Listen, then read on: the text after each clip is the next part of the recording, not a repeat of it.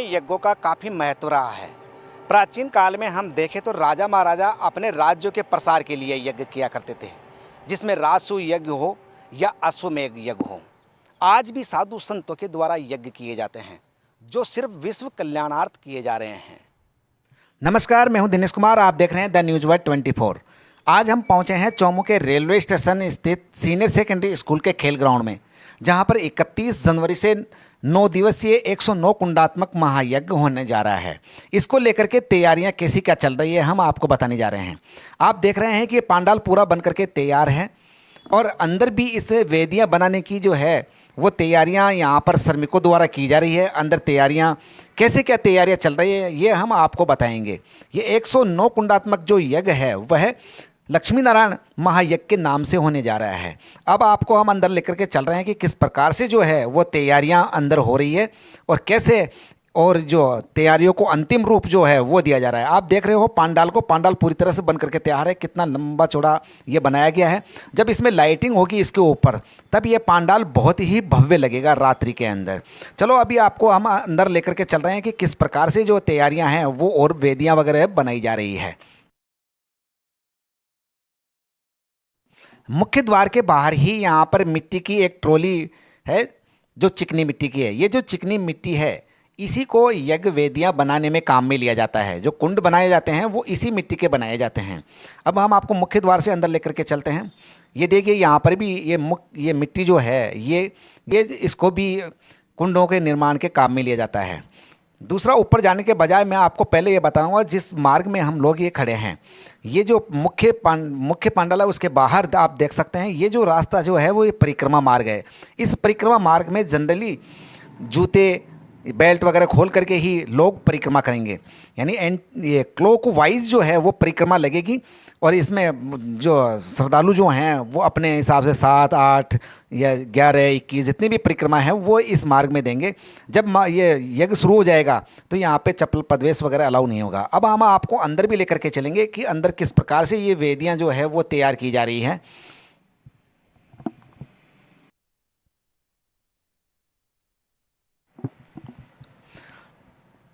ये देखिए सामने ये काफ़ी कुंड जो है वो तैयार किए गए हैं और ये सामान्य कुंड हैं, यानी इनके अंदर जो है ये इसकी नाप का वगैरह ये आप देख सकते हो किस प्रकार से ये फर्मों की सहायता से ये तैयार किए गए हैं। और ऊपर जो है सीमेंट की लेपिंग की गई है। इसके अलावा इसके ऊपर जो है वो कलर भी होगा और कलर बन के ये काफ़ी भव्य दिखाई देंगे। और इनके गहराई आप दे सकते हैं। आहुतियाँ देने के लिए यहाँ पर यजमान जो है वो भी बैठेंगे। दोनों जो जिन यजमानों को यहाँ पे बैठाया जाएगा उनके लिए भी व्यवस्था की गई है। काफ़ी यहाँ पे जो जगह है इस कुंड के चारों तरफ वो छोड़ी गई है।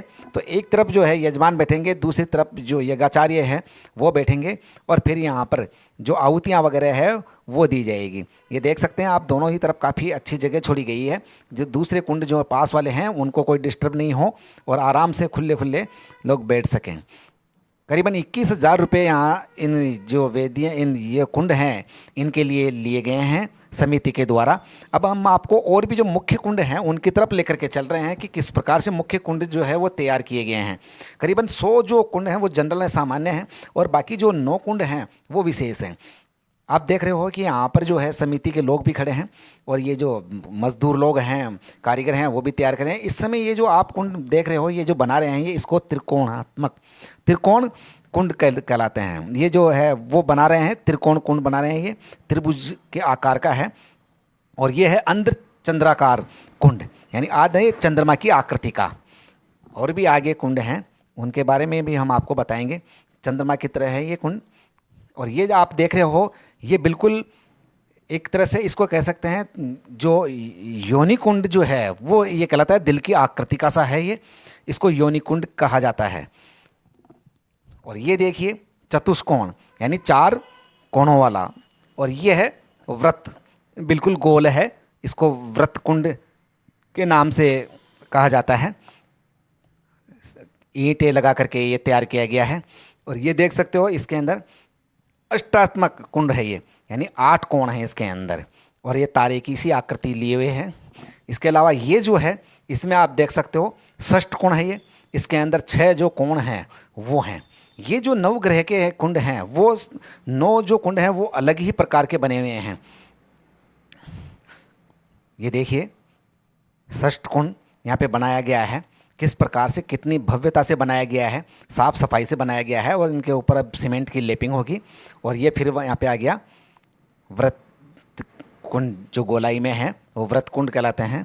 और ये जो मुख्य वाला है, ये आप देख सकते हैं, ये मुख्य कुंड है।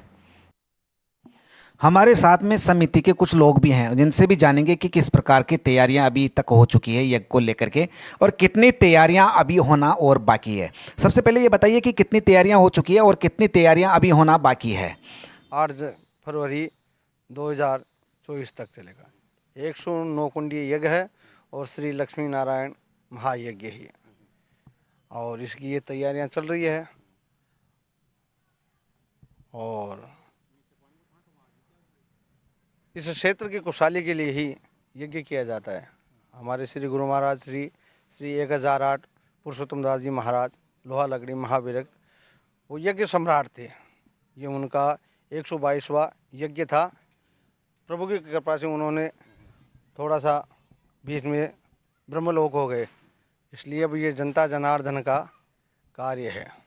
ये जनता जनार्दन ही इस कार्य को संपूर्ण करेगी, और ये बड़ा उनका बहुत बड़ा सहयोग है। इसमें सब क्षेत्रवासी बड़े बढ़ चढ़ करके हिस्सा ले रहे हैं और बहुत आनंद के साथ। सबसे पहले मैं ये जानना चाह रहा हूँ कि ये जो यहाँ पे जितने भी ये कुंड बने हुए हैं, इनमें भिन्न भिन्न प्रकार के हैं। करीब 100 कुंड एक टाइप के हैं, और 8 जो कुंड है या 9 कुंड के हैं वो अलग टाइप के हैं। तो ये जो 100 कुंड हैं, इनको किस नाम से पुकारा जाता है, और इनकी कोई नाप वगैरह भी होती है क्या? हाँ, ये प्रमाणित है सब, ये सब प्रमाणित है।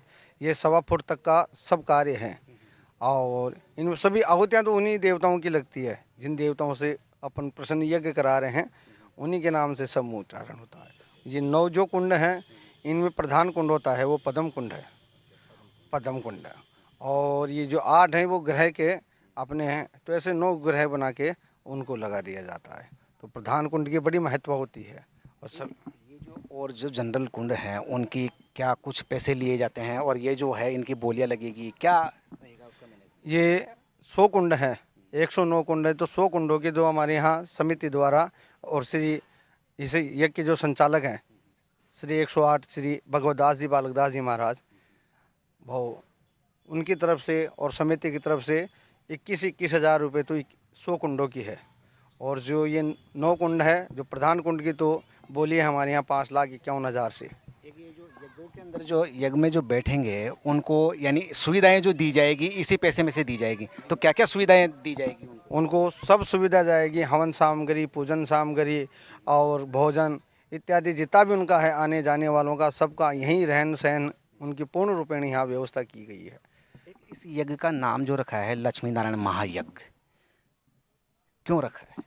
जी, ये से हमारे श्री गुरु महाराज बाबा पुरुषोत्तम दास जी महाराज लोहा लकड़ी महाविरक्त, उन्होंने जो भी करवाए हैं वो इस श्री लक्ष्मी नारायण महायज्ञ के नाम से ही उन्होंने कहा था। ये उनका परम इष्ट था, और इन आज वह क्षेत्र में खुशहाली रहे, लक्ष्मी और नारायण अपने इस क्षेत्र में आनंद के साथ लक्ष्मी की प्रसाद होती रहे और सब प्रसन्न रहे, इसलिए इसका नाम रखा है लक्ष्मी नारायण।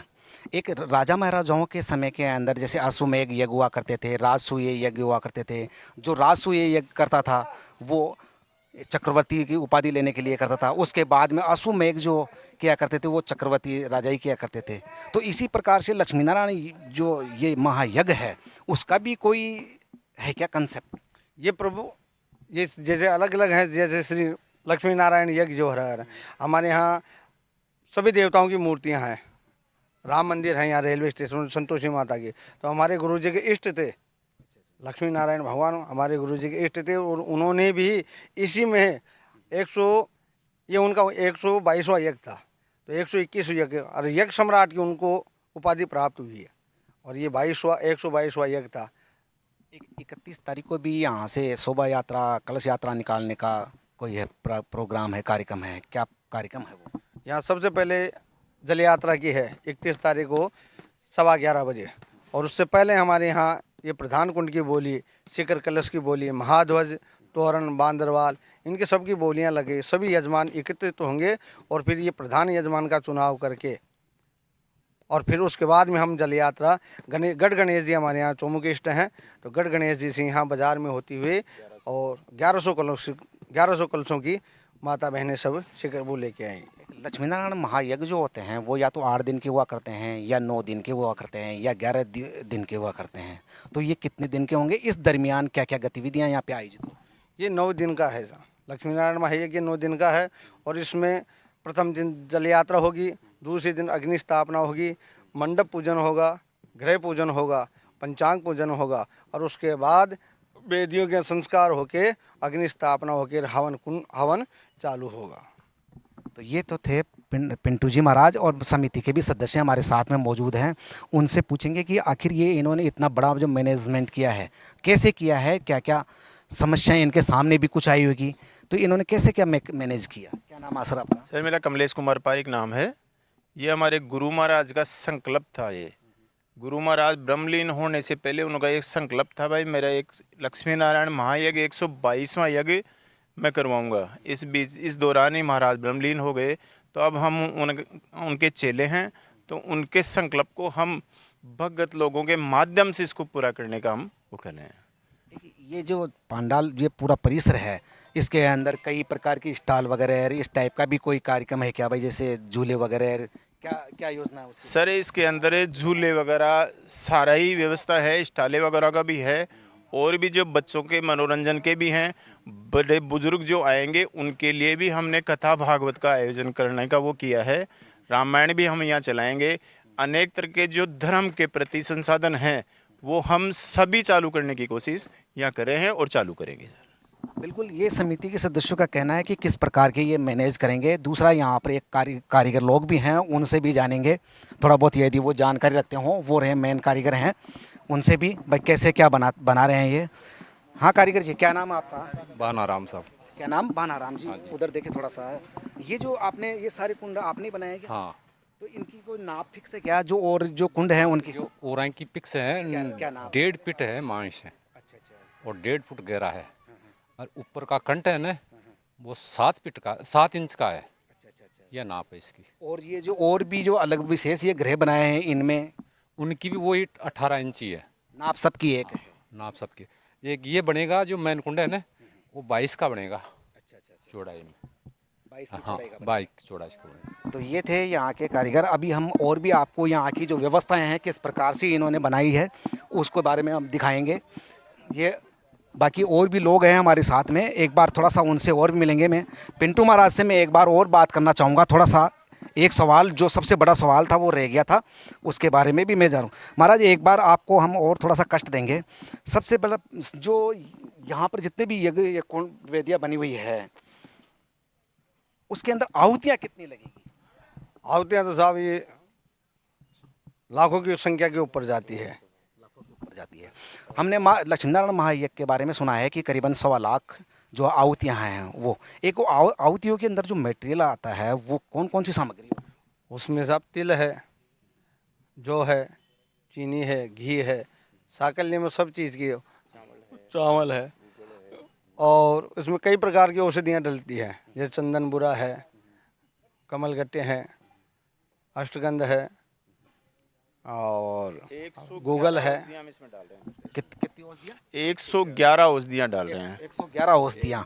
तो उसका भी कोई आपके पास में कुछ है क्या भाई, जैसे ये इतनी मात्रा के अंदर है? हाँ बिल्कुल सर, जैसे मात्रा है हमारे 13 कुंटल तो तिल हैं, काले तिल जो काम में आते हैं हवन में। 13 कुंटल जो है, 5 कुंटल 13 कुंटल तो काले तिल हैं, 5 कुंटल जो है, 3 कुंटल चावल है, 2 कुंटल बूरा है, 1.5 कुंटल मोटी चीनी है। इसके अलावा जैसे पीली सरसों आती है, गूगल आती है, धूप आती है, जो भी हवन में चीज़ें काम आती है वो लगभग हम जो भी वो आती है हवन सामग्री, जो हमारी आचार्य जी महोदय जो भी लिखेंगे वो सब सामग्री हम डालेंगे। लगभग उन्होंने 111 आइटम हमारे को बता रखे हैं जो वो हम पूरे हवन सामग्री में डालते हैं सर। ये जो लक्ष्मी नारायण महायज्ञ है इसके अंदर एक विधान भी है, यानी पूजा विधि का जो विधान है वो ये है कि भाई कम से कम मिनिमम 30 मन जो है हवन सामग्री होनी चाहिए। क्या सही कह रहा हूँ? आप बिल्कुल सर, आप सही कह रहे हो, ये सत्य बात है। और यज्ञाचार्य जी हमारे बहुत बड़े यज्ञाचार्य जी कृष्णकांत जी शास्त्री, जो महाराज के 17वें यज्ञ में आचार्य बन रहे हैं। जो हमारे खाली गुरु महाराज थे परसोत्तम दास जी 1008, उनके 17वें यज्ञ में यज्ञाचार्य बन रहे हैं वो। इसके अलावा उन्होंने और कितने यज्ञ करवा दिए उनका तो वो जाने हैं। बाकी हमारे गुरु महाराज के सानिध्य में ये 17वां यज्ञ है उनका। बिल्कुल बिल्कुल, समिति के और भी सदस्य हैं, उनसे भी जानेंगे क्या जानकारियाँ उनके पास में हैं। क्या नाम है आपका? संतोष कुमार। हाँ संतोष जी, क्या जानकारी आपके पास में? अपने एक वो 4 तारीख का गुरु महाराज की मूर्ति स्थापना होगी, नगर भ्रमण करके लेंगे चौमू से गढ़ गणेश जी से, और यहाँ 4 बजे के लगभग यहाँ पहुँचेगी वो कलश यात्रा के साथ, और यहाँ मूर्ति स्थापना होगी गुरु महाराज की। बिल्कुल, यज्ञ के बारे में हमने आप इनसे जो लोग हैं यहाँ समिति के सदस्य हैं उनसे काफ़ी कुछ जानकारियाँ हमने ली है। अब हम आपको एक बार बाहर लेकर के चलेंगे, बाहर लेकर के भाई जैसे ये पूरा जो परिसर है वो किस प्रकार से मैनेज रहेगा ये भी हम आपको दिखाएंगे। एक बार थोड़ा सा बाहर दिखाएंगे हम। ये आप देख सकते हो, ये मेन गेट है, ये जहाँ से हम वापस निकल रहे हैं यहाँ से हमने एंट्री की थी, ये मेन गेट है। और इसी मेन गेट से हम थोड़ा सा बाहर निकलेंगे। अब आप मेरे पीछे देख सकते हैं ये बड़ा डोम लगाया गया है। जो भी भागवत गीता वगैरह या रामायण वगैरह होंगी या और भी जो कार्यक्रम होंगे यहाँ पर, जो भी संबोधन का है, प्रवचन है, वो यहाँ होंगे। और एक और यहाँ पे जो छोटा जो पांडाल लगाया जा रहा है वो भी इन्हीं के काम में आने वाला है। दूसरा, मैं कैमरामैन से एक बार कहूँगा कि मेरे जस्ट जो पीछे है ये जो पूरा इलाका आप देख सकते हैं, उस साइड के अंदर वहाँ पे कितने जो झूले हैं वो लग गए हैं और बिल्कुल इनका काम चालू है अभी भी। कि जो स्टॉल वगैरह हैं वो यहाँ पर लगाई जाएगी। आप देख सकते हो दूर से कितने बड़े बड़े झूले लगाएंगे। वो जो इलाका है पूरा एंटरटेनमेंट टाइप का रहेगा, जिसके अंदर कई प्रकार की स्टाइलें खाने पीने की। और ये इधर वाला जो इलाका है वो इलाका रहेगा समिति के जो भी संचालन कार्यक्रम होंगे उनके लिए। और आपको मैं बताना चाहूँगा, सबसे बड़ी बात, एक दिक्कत यहाँ पे आती है कि ये यज्ञ जो हो रहा है उसके बारे में, लोकेशन के बारे में। अब लोकेशन के बारे में मैं बताऊँगा कि जस्ट मेरे पास यहीं पे इसके ये जो परिसर है इसके पास में ही यहाँ पे रेलवे स्टेशन है, जिसको चौमू सामोद रेलवे स्टेशन के नाम से जाना जाता है। यदि आप जयपुर से आ रहे हैं, ट्रेन से आ रहे हैं, तो जयपुर और रिंगस मार्ग के ये बीच में पड़ता है और करीबन 20, 22, 25 रुपये तक का यहाँ का किराया होता है। आप ट्रेन से यहाँ पे आ सकते हैं। दूसरी और कनेक्टिविटी मैं आपको बताना चाहूँगा, ये जिस स्थान पर हम लोग खड़े हैं ये 1 किलोमीटर की दूरी है बस स्टैंड से। यदि आप जयपुर की तरफ से आते हैं तो जयपुर से चौमू बस स्टैंड आ सकते हैं, और ये जो सीकर बीकानेर जो मार्ग है उसके ऊपर पड़ता है। तो कनेक्टिविटी भी हमने आपको बताई है। आपको वीडियो कैसा लगा ज़रूर कमेंट करके बताएं। साथ ही वीडियो को ज़्यादा से ज़्यादा शेयर और लाइक करें, और चैनल को भी सब्सक्राइब कर दें, जिससे आने वाली जो वीडियो है आप तक उनका नोटिफिकेशन मिल सके।